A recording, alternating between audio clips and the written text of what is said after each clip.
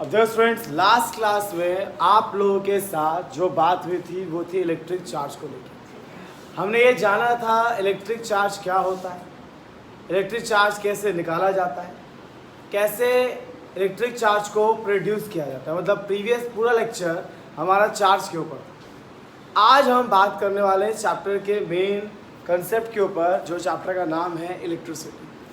बच्चों, इलेक्ट्रिसिटी में सबसे पहले चीज़ें हमें पता होनी चाहिए कि पता है हमारे चारों तरफ बहुत सारी चीज़ों में से दो कैटेगरीज बनाई जाती हैं।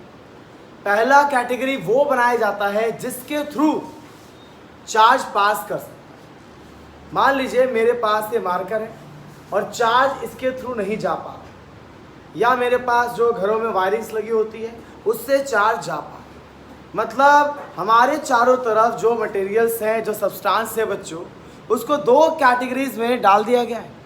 एक कैटेगरी बनाया गया है जिसके थ्रू कोई चार्ज जा सकता है, और एक ऐसा जिससे नहीं जा सकता। जैसे कई बार वीआईपी रूट लग जाते हैं बच्चों, वीआईपी रूट लग जाता है कभी कभी, नरेंद्र मोदी आ रहे हैं तो उस रूट से कुछ ही लोग को परमिशन दी जाती है, कुछ लोगों को नहीं दी जाती। वैसे ही बच्चों, अगर मेरे पास ये एक सब्सटेंस है, इसके थ्रू अगर चार्ज जा पा रहा है, इधर से आया और इधर से निकल गया, तो मैं उसको कंडक्टर कहता हूँ। क्या कहता हूँ? कंडक्टर। क्या लिखा है डेफिनेशन? देखिए मैंने ऑलरेडी लिखा हुआ है, वो सब्सटेंस जिसके थ्रू चार्ज जा सकता है, कोई रोक टोक नहीं, आराम से पास कर सकता है, उसको कहते हैं बच्चों कंडक्टर। अब कई बार पता है वाईफाई की वायर्स वगैरह लगती है, ठीक है, तो वाईफाई की जो वायर्स लगती हैं बच्चों, उसके थ्रू भी तो इंफॉर्मेशन शेयर होती है, इंफॉर्मेशन अपने वहाँ से आती है, तो वो जाके आपके राउटर तक पहुँचती है। कई बार ऐसा होता है कि वो चीज़ें नहीं पहुँच पाती, उसके थ्रू वो चीज़ें जो इलेक्ट्रिसिटी हो पास नहीं कर पाती, तो वो आपका प्रॉपर्ली वर्क नहीं कर पाता है। तो वही है बच्चों कि कंडक्टर्स क्या है? कंडक्टर्स का मतलब है वो सब्सटेंस जिसके थ्रू इलेक्ट्रिसिटी जा सकती है, दैट इज कॉल्ड कंडक्टर। अगर नहीं जा पा रहा है तो दूसरी कैटेगरी बना देंगे, क्या? इंसुलेटर। दो सब्सटेंस जिसके थ्रू आपका चार्ज पास नहीं कर पाता। मैंने वर्ड लिख दिया इलेक्ट्रिसिटी। बच्चों, चार्ज का फ्लो इलेक्ट्रिसिटी कहलाता है। चार्ज फ्लो कर रहा है, आप उसको क्या बोलेंगे? इलेक्ट्रिसिटी। अगर कभी वर्ड यूज करूँगा इलेक्ट्रिसिटी, इसका मतलब चार्ज रुका हुआ है कि फ्लो कर रहा है? फ्लो कर रहा है, चार्ज फ्लो कर रहा है। अगर चार्ज फ्लो करता है, उसी फ्लो ऑफ चार्ज को हम क्या कहते हैं बच्चों? इलेक्ट्रिसिटी कहते हैं। तो जिसके थ्रू इलेक्ट्रिसिटी जा सके, मतलब फ्लो चार्ज हो सके, वो कहलाता है आपका कंडक्टर, और जिसके थ्रू ना हो सके उसको क्या बोलते हैं? इंसुलेटर। अब हम ये जानेंगे बच्चों, कंडक्टर में ऐसा क्या होता है कि वो पास करने देता है, और इंसुलेटर में ऐसा क्या होता है कि वो पास नहीं कर देता है। ठीक है, इससे पहले आपसे बच्चे इसको नोट डाउन कर लीजिए। स्टूडेंट्स, अब हम ये जानने जा रहे हैं कि कोई सब्सटेंस किन कंडीशंस में कंडक्टर कहलाता है, और किन कंडीशंस में वही सब्सटेंस आपका इंसुलेटर कहलाता है। ऐसा क्या है कि कोई कंडक्टर है और ऐसा क्या है कि कोई इंसुलेटर है। तो मैं आप लोग एग्जांपल दे रहा था कि मान लीजिए किसी के घर में काफ़ी फाउंडेशंस होती है, वो पर्सन जब भी घर से निकलता है तो काफ़ी सवाल जवाब पूछे जाते हैं, क्यों जा रहा है, कहाँ जा रहा है। फिक्स होता है कि आपको 10 बजे तक घर पहुँच जाना है, या 6 बजे से पहले पहुँच जाना है, इतने बजे जाना है, इतने बजे जाना है। काफ़ी फाउंडेशंस होते हैं। दूसरी तरफ एक लड़का होता है, उसके माँ बाप को बच्चों से मतलब ही नहीं, बच्चा कहीं भी जा रहा है, कभी भी आ रहा है, फ्री है, बिल्कुल फ्री है, किसी से कोई मतलब ही नहीं। तो दो तरीके के जैसे पर्सन होते हैं ना, ये एक जो अपने घर में बाउंडेड है और एक है जो फ्री घूम रहा है, कोई भी जा सकता है। वैसे ही बच्चों सब्सटेंस के साथ क्या होता है कि अगर मेरे पास कोई भी एक कंडक्टर, बच्चों ध्यान से सुनिएगा, पेपर में कुछ चीजें यहाँ से पूछ सकते हैं। मान लीजिए कंडक्टर, आपको पता है यूनिवर्स का हर चीज एटम से बना, इससे बना हुआ है, एटम से मिलके बना। न्यूक्लियस के अबाउट आप देखते हैं इलेक्ट्रॉन्स होते हैं। यह आपने 9th क्लास में पढ़ा है कि न्यूक्लियस के अबाउट इलेक्ट्रॉन रिवॉल्व करते हैं। अब यह भी पढ़ा है कि इलेक्ट्रॉन न्यूक्लियस की तरफ अट्रैक्टेड होते हैं। ये इलेक्ट्रॉन्स न्यूक्लियस की तरफ अट्रैक्टेड होते हैं इस तरीके से, क्योंकि न्यूक्लियस पे पॉजिटिव चार्ज है और शेल में इलेक्ट्रॉन घूम रहा है जिसपे नेगेटिव चार्ज है। तो बच्चों क्या होता है कि न्यूक्लियस और शेल में जो इलेक्ट्रॉन है वो इसको पकड़ के रखता है, आपके घर वाले जैसे आपको पकड़ के रखते हैं। अब क्या हुआ कि बहुत बाउंड कर दिया इसने, क्या कर दिया, बाउंड। बाउंड मतलब तू कहीं नहीं जाएगा, ये इलेक्ट्रॉन कहीं नहीं जाएगा, उसको पकड़ के रखा हुआ। तो अगर ये इलेक्ट्रॉन को पकड़ के ज़्यादा रखेगा तो इलेक्ट्रॉन फ्री नहीं हो पाएगा। क्या वो एक आइटम से दूसरे आइटम या दूसरे तीसरे आइटम तीसरे चौथे में जा पाएगा? नहीं जा पाएगा। जब जा ही नहीं पाएगा तो इलेक्ट्रिसिटी कहाँ फ्लो करेगा? तो इलेक्ट्रिसिटी कहीं पे फ्लो होता है, कहीं फ्लो नहीं होता है। तो वजह क्या है कि जो कंडक्टर्स हैं दे हैव फ्री इलेक्ट्रॉन्स। क्या है? फ्री, कोई बाउंडेशन, नो बाउंडेशन, किसी तरीके का बाउंडेशन न्यूक्लियस का नहीं है, क्योंकि न्यूक्लियस ही तो इलेक्ट्रॉन को पकड़ के रखता है। अगर यह इलेक्ट्रॉन फ्री है, कहीं भी घूम रहा है, तो ये आपका कंडक्टर है। क्योंकि हम कंडक्टर को क्या बोलते हैं कि आपके इसके थ्रू इलेक्ट्रॉन जा सकता है, जा रहा है ना, वो इसके पास जा सकता है, वो इसके पास जा सकता है, इधर जा सकता है, इधर, तो यहाँ निकल जाएगा, आराम से पास कर पाएगा।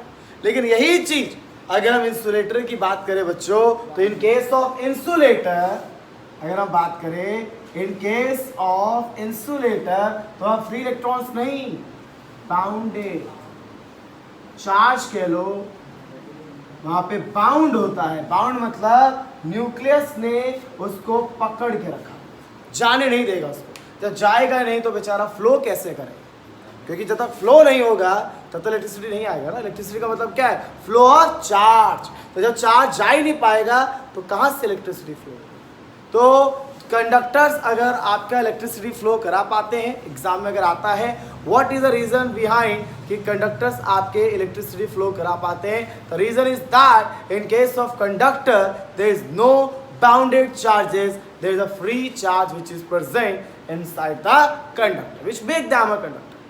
कंडक्टर के अंदर फ्री इलेक्ट्रॉन्स होते हैं, कोई बाउंडेशन नहीं है, इलेक्ट्रॉन आराम से फ्लो कर रहा है तो आराम से कोई कहीं से भी चला जाता है। दूसरी तरफ बाउंडेशन है, बहुत स्ट्रिक्टनेस है और न्यूक्लियस से टाइटली पकड़ के रखा हुआ है, इसीलिए। ठीक है, अगर मेरे पास ये मार्कर है तो इसके अंदर भी इलेक्ट्रॉन्स हैं बच्चों, इसके अंदर भी इलेक्ट्रॉन्स है, पर इलेक्ट्रॉन्स को इतना टाइटली पकड़ा गया है कि अगर मैं यहाँ वायर लगा दूँ तो इलेक्ट्रॉन जा नहीं पाएगा आगे। क्यों?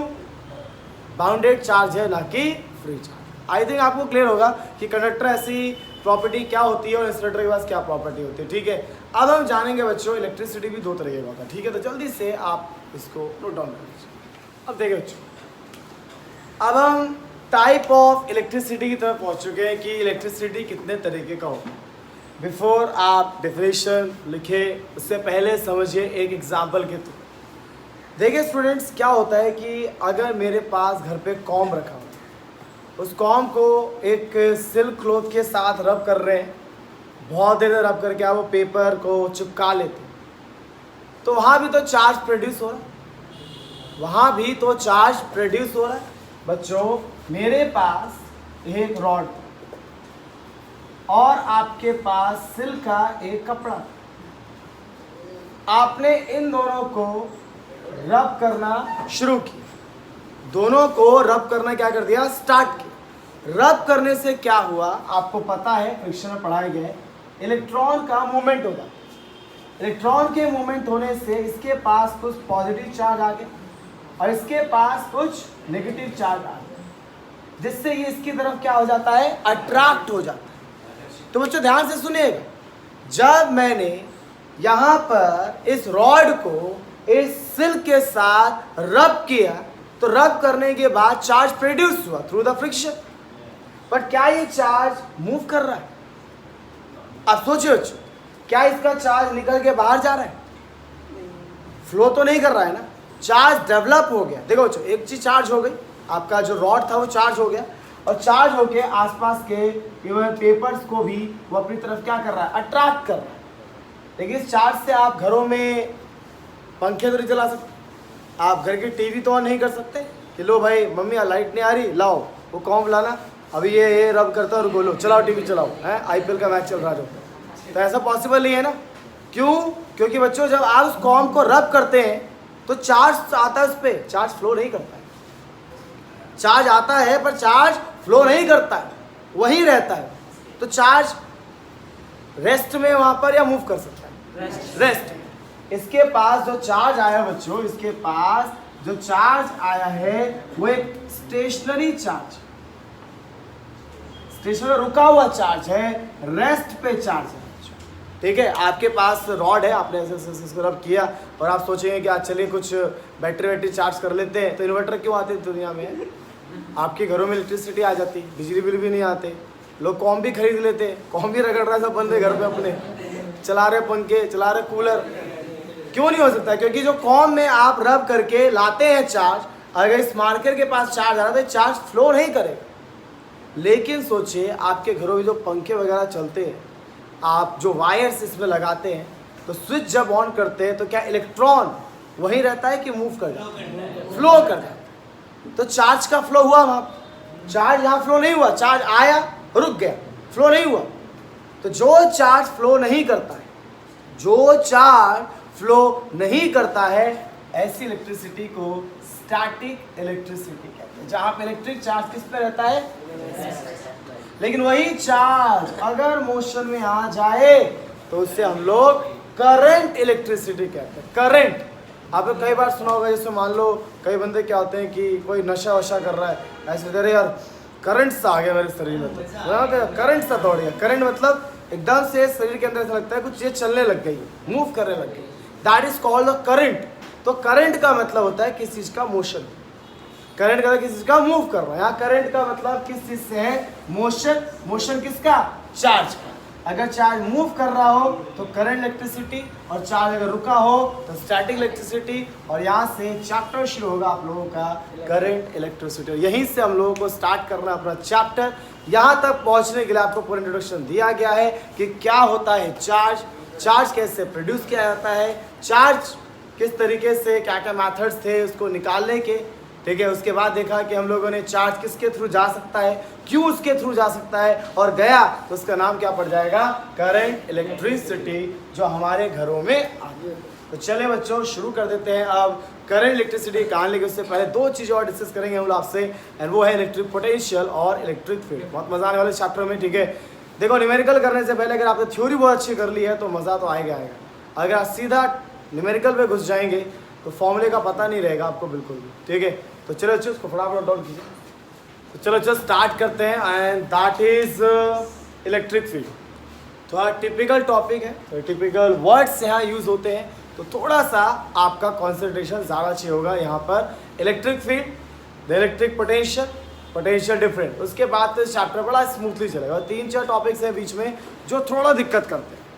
इलेक्ट्रिक फील्ड, फील्ड होता है बच्चों एरिया, फील्ड का मतलब एरिया। इलेक्ट्रिक चार्ज, चार्ज का एरिया, मतलब यही निकल रहा है इससे। इलेक्ट्रिक फील्ड, इलेक्ट्रिक का मतलब चार्ज, फील्ड मतलब एरिया। तो चार्ज का हमारे पास क्या है? एक एरिया है। तो ध्यान दीजिएगा आप लोग कि मेरे पास एक चार्ज। आप एक बात बताइए, छोटे क्लासेस में आप कभी बचपन में आपने एक्सपेरिमेंट्स किए होंगे कि आपके पास एक छोटा सा मैग्नेट है, उसके पास एक और मैग्नेट आप ज़बरदस्ती लेके जाते हैं, दूर भाग रहा है, अट्रैक्ट कर रहा है, फिर जैसे अट्रैक्ट हुआ थोड़ा पीछे लाते हैं और अट्रैक्ट होता है, फिर पीछे लाते हैं और अट्रैक्ट होता है, देखते हैं कहाँ तक अट्रैक्ट होता है। ऐसा किया होगा कभी आप लोगों ने? ठीक है, कि अब देखते हैं अट्रैक्ट हो रहा है कि नहीं हो रहा। तो क्या होता है बच्चों, एक मैग्नेट के चारों तरफ एक फील्ड होता है, एक एरिया होता है, एक जगह होता है, एक स्पेस होता है, जहां पर अगर दूसरा मैग्नेट आ गया तो इसको छोड़ेगा नहीं, अपनी तरफ खींच लेगा, ये शायद यहां से बाहर। ये फील्ड आपका मैग्नेटिक फील्ड कहलाता है। क्या कहलाता है? Magnetic field. क्या बोलते हैं? ये वो एरिया है, ये वो एरिया है जिस एरिया में इस मैग्नेट की चलती है। इसके आसपास कोई मैग्नेट दिखा तो ये उसके ऊपर फोर्स लगा सकता है। एक होता है ना बच्चों, इंडिया का चाइना का जो लड़ाई हो रहा है उस स्पेस को लेके थोड़ा है कि उस एरिया तक इंडिया, उसके बाद क्या हो जाएगा चाइना, इस इंडिया तक इंडिया, उसके बाद क्या हो जाएगा पाकिस्तान। तो एक एरिया है बच्चों, जिस एरिया तक इंडिया की जो रूल्स एंड रेगुलेशंस है वो लगते हैं और उसके बाहर पाकिस्तान के लगते हैं, उसके उधर चले गए चाइना के लगते हैं। तो वैसे एरिया बच्चों, इस एरिया में इस मैग्नेट का ही फील्ड है। अगर कोई और मैग्नेट यहाँ आएगा तो ये उसके ऊपर फोर्स पक्का लगा।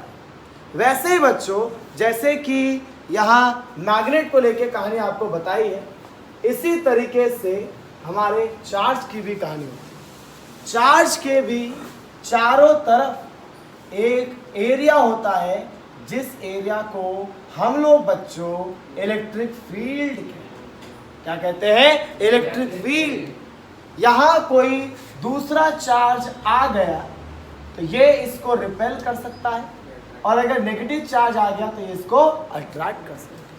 हाँ, लेकिन इसके बाहर हुआ तो ये कुछ नहीं कर सकता। होता है ना कई बार, तो मेरे एरिया में आप ही बताता हूँ तेरे को, है कई बार होता है, नहीं बोलता है ना, हमारे एरिया में आएगा बताओ। हमारे एरिया मतलब हमारी चलती है वहाँ पर, हाँ, हमारा लोकल एरिया है। वैसे बच्चों इस चार्ज का भी क्या इलेक्ट्रिक फील्ड है।